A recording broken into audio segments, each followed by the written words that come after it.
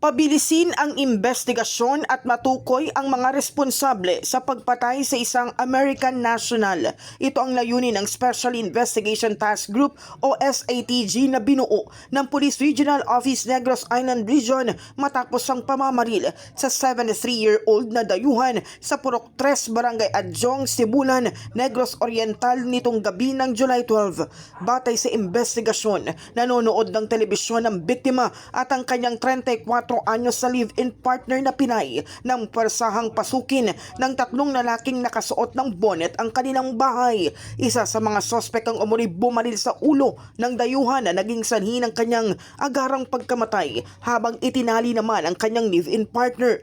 Matapos ang insidente, tinangay ng mga salari ng isang laptop, backpack na may mga IDs at ilang halaga ng pera bago tumakas. Ginagawa na po ng kaukulang investigasyon ng Police Regional Office NIR. Nagtayo na rin po sila ng Special Investigation Task Group. Meron na po as of now, meron na po silang person of interest. But it's still too early to tell.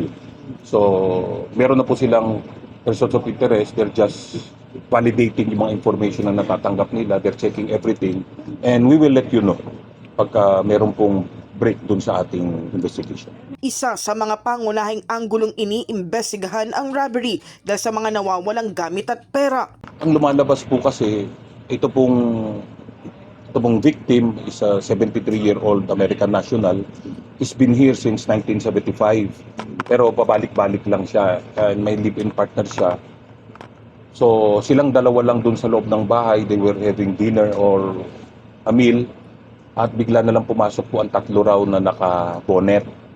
At agad na binaril nga itong ating victim at tinali po yung live-in niya. And then may mga kinuha po sila mga gamit doon, a laptop, some cash, and isang backpack na containing some IDs, yun lang po.